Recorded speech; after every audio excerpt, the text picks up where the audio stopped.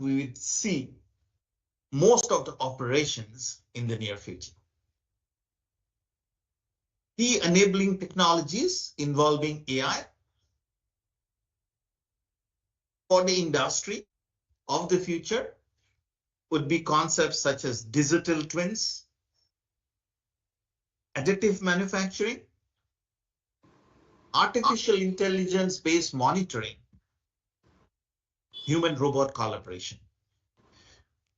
So under this scenario, one needs to really look at the course on fundamentals of artificial intelligence.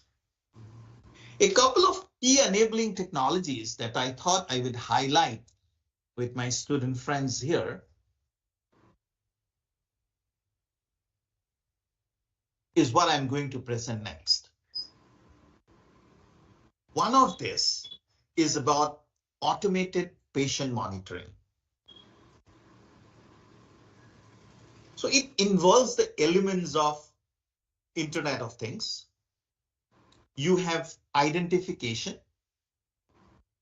followed by sensing, communication, computation, services, and thereafter semantics. Many interesting sensors are being developed where you could monitor patients, send the data over communication channels, computational units on the cloud would provide services. And the most important of this would be that you'd make meaning out of what is being provided, or semantics, so that next similar thing comes, one could address them. So at the core of such services and deriving semantics lies AI. Other key enabling technologies that have changed the world and going to change it even further is medical imaging, which, given deep learning, has transformed the way imaging is today understood. So a radiologist could train himself over thousands of images over his life cycle. But you could have an AI system being trained for hundreds and thousands of images to really identify the slightest of the abnormalities in that image and make diagnosis. So this is things that will change and is changing. At the core of this lies artificial intelligence, machine learning in particular, and the progress that we have made in deep learning.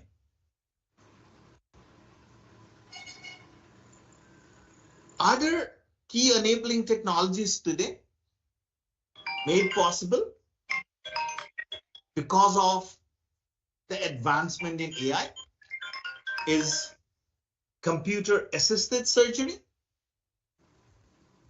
where it's no longer about mental reconstruction. Excuse me, somebody has his microphone switched on. Can you please switch off the microphone?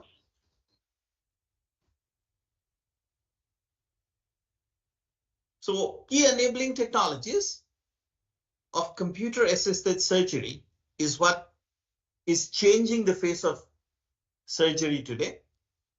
It's no longer about traditional mental registration, where a surgeon would look at images, remember what is to be done, and recreate the surgery. Today, multimodal visualization, planning in virtual environment, augmented reality systems, all made possible because of our advancement in AI and ML, makes it possible to actually play the whole surgery virtually in augmented reality systems as the surgeon is performing the operation. That's how efficiencies have improved. Robotic surgery has taken major strides. And this presence of robotic surgery will expand even rapidly as surgical robots become more remotely controlled, more autonomous. At the core of it lies biomimetics and artificial intelligence, which is pushing the frontiers of robotic surgery. Other emerging technologies made possible because of AI is the very idea of digital twin, which are actually digital representations of real world objects. And these are models which, when monitored, analyzed over simulations, can tell you anything and everything about the real model. So they are not just CAD models or finite element analysis models. They are all rolled into one: physics-based model, statistical model, ML AI model. They are an avatar of the real thing. And over an operational history, you could evolve a maintenance history and create your aggregate fleet data for such real products if you have created digital twins of them. So these are things that are going to change because of AI. And these are certain uses of AI that one cannot ignore today. Then, of course, there is other possibilities which are made possible because of our understanding of human cognition, made possible again through our advancement in machine learning with insights into neuroscience, and the creation of collaborative robots, which are intelligent machines working in direct cooperation with humans in both industrial as well as non-industrial environments. All in all, I see this progress as augmentation of our capabilities. So robotics, together with artificial intelligence and machine learning, is going to augment our capabilities in a large way. And I see AI as augmentation of our efficiencies. This is where the hope lies. And as engineers, it is our responsibility to separate this hope from the hype created around these technologies, focus on the hope to address many of the social issues and create an inclusive and sustainable society. So that's about the first question that I got from Sweta Goel. Hope that is something that you are looking for and you have got the answer. There are no more questions there, and I cannot see also the YouTube chat. Is the YouTube chat visible to me? Yes, so has the, okay.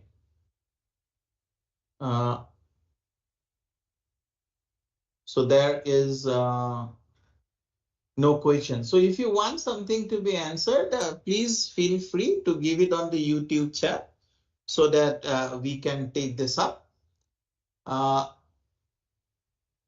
Else, what I will now do is fall back on one of the questions that I got on the forum about joint probability distribution. And I am going to solve a couple of problems from joint probability distribution. People, if they have a paper and pen with them, it would help. So let's put the other slides on joint probability distribution. Okay, so how do I share the slides?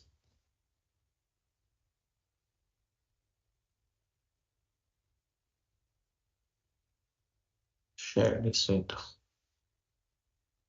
Yeah.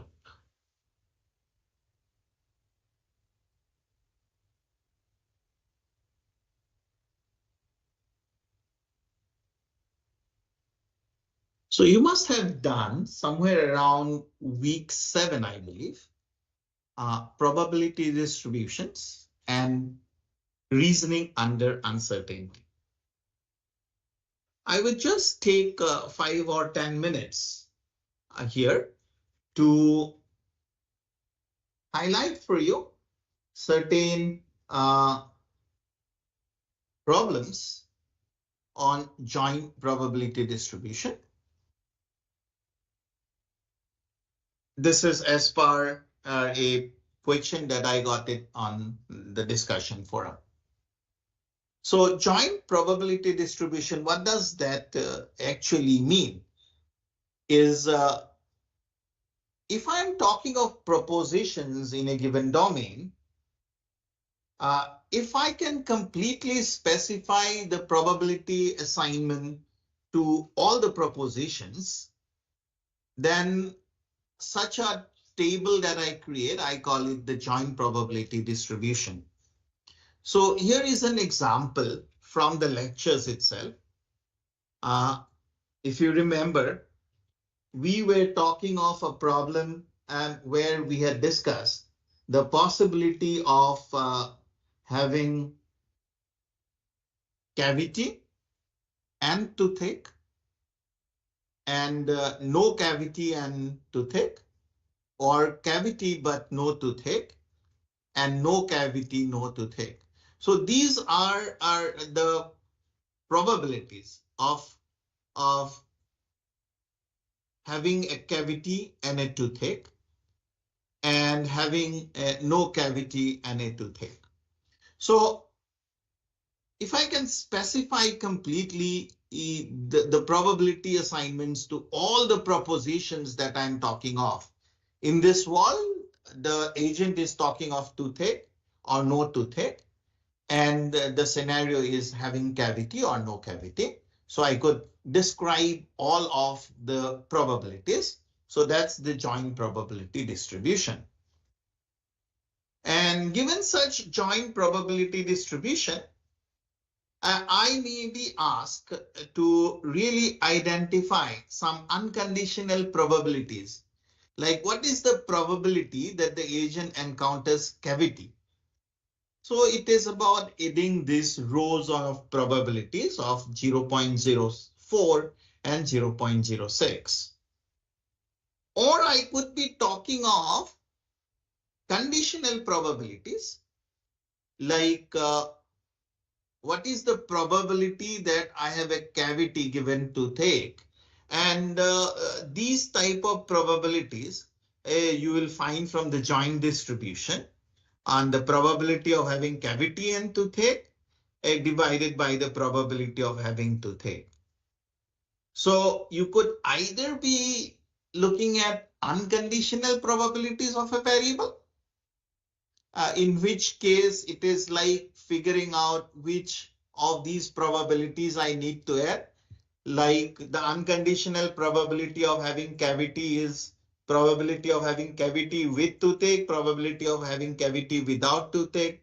You add them up, you get the probability of cavity. Probability of cavity or toothache is the probability of cavity and the probability of having toothache. Okay, so the probability of cavity is 0.4, 0.6. Out of this, probability of toothache is 0.4, 0.1. So you add these three and you get 0.1. And you have the conditional probabilities. So this is what you can and possibly be looking at. And let me take two examples to bring home the point that was done in the lecture. So this was what I had in the lecture. Here is an example which I want all of you to solve together with me. So you are given no rain, light rain, and heavy rain. And then you are told there is no wind, some wind, strong wind, or a storm. And you are given probability is of all these variables. Then it becomes the joint probability distribution. So given this joint probability distribution, I am looking at unconditional probabilities. Say I'm looking at probability of light rain. So what is the probability that it may be light rain? In fact, it is raining outside today.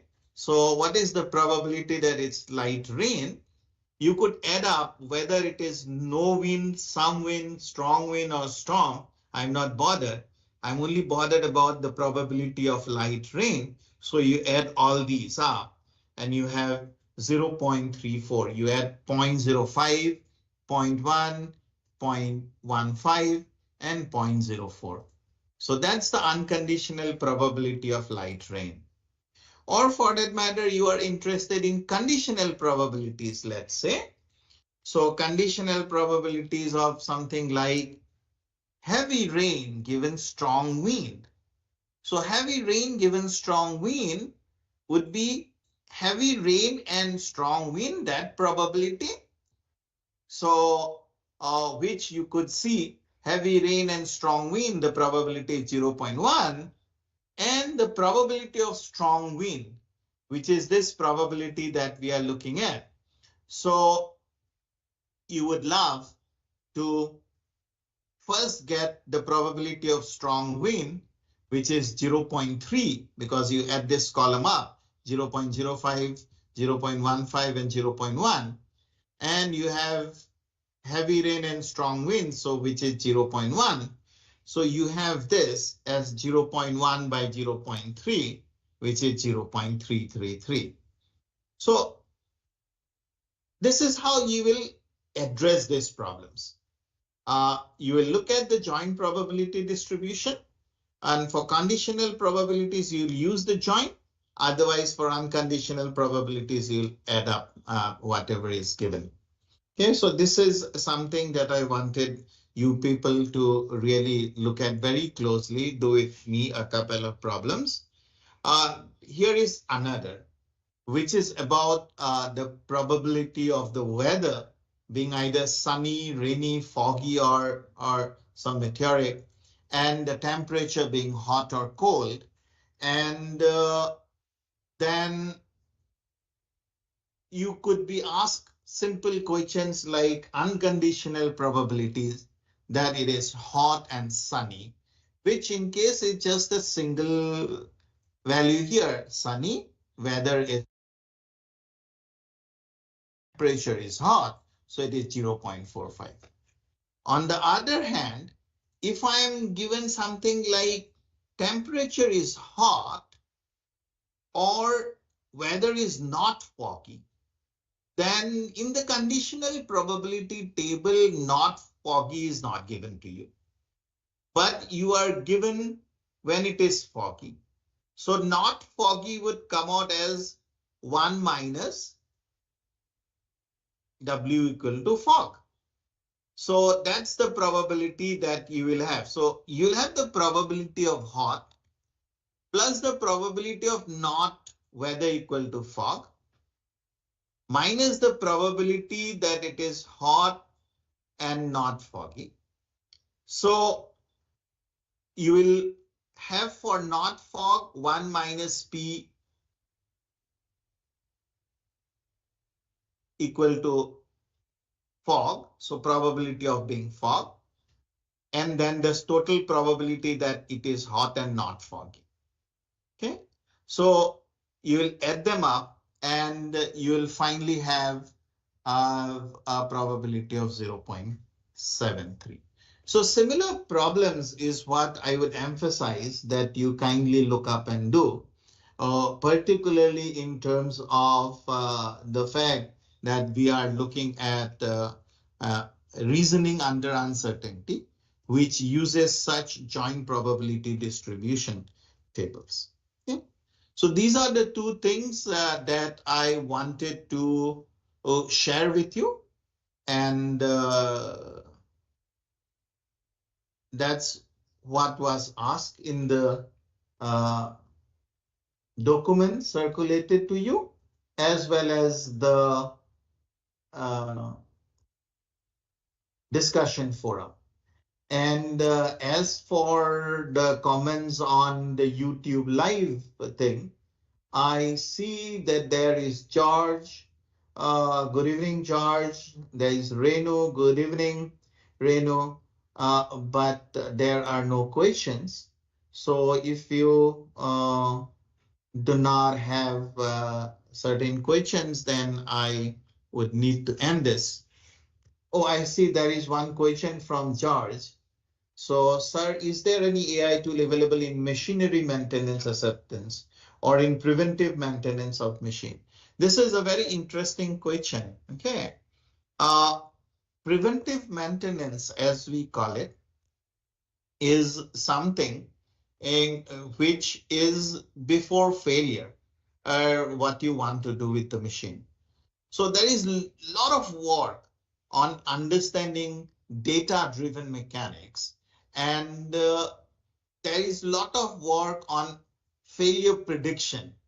So there are tools available where you could really plug in very interesting elements of your system or a machine, and then could really try to pinpoint failure rates.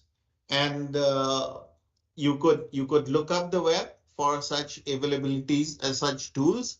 There are a number of tools available for failure prediction, and most of this is today are deep learning models where you try to train a deep learning system to really predict a failure or remaining life given very important parameters like RPM, like vibration, and what is happening at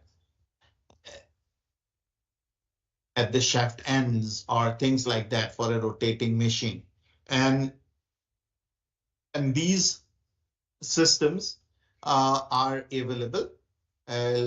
Most of them is research, but also we have some commercially available variants that you could look up from the web.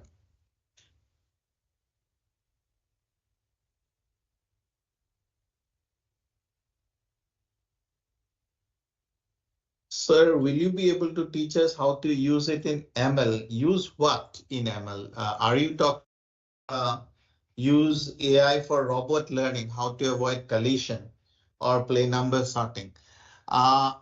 We have another course where this is done. But of course, if you are interested, you can Shudan Sumpriti Pathi. You can definitely get in touch with me and we can guide you to these areas. But this being not part of the current curriculum, I would not be very excited about covering it here because it may confuse other learners. But of course, you can get in touch with me and my group and we can take this further. Thank you. So if there are no questions, I would call it a day and possibly close our interaction.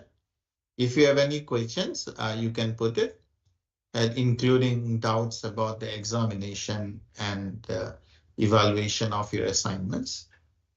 Your assignments, whatever have been evaluated, if there has been an error in any of the answer evaluations, this will be redone and they will be normalized. So you don't need to worry about that.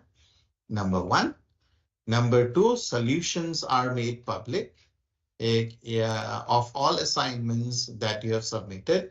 How things have been solved, you could look up the solutions. They are made public now.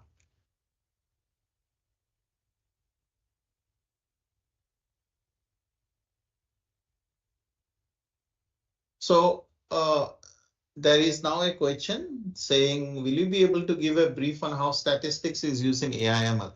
So there is a subtle difference. When I say statistics being used in AI/ML, there is a subtle difference between statistics and machine learning. One needs to understand that. Statistics and machine learning have the same purpose, roughly. Given data, what am I looking for is about building a model. But in statistics, the data is smaller in number. Okay? Machine learning, huge in terms of dimensionality, even more than 100 in terms of that 100 dimensional data. Okay. So dimension is one factor where statistics is of lower dimension. Machine learning has to deal with higher dimensional data.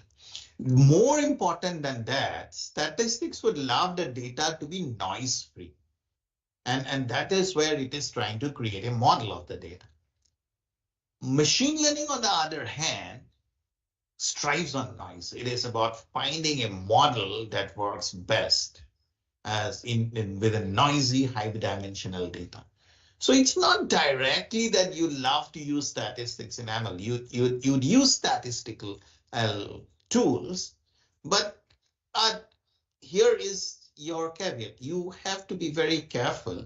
And this is where we talk of machine learning algorithms, which are, of course, many of them using statistical measures, but you need to understand it's about high dimension, it's about noise that I have to deal with, and this is what makes them different.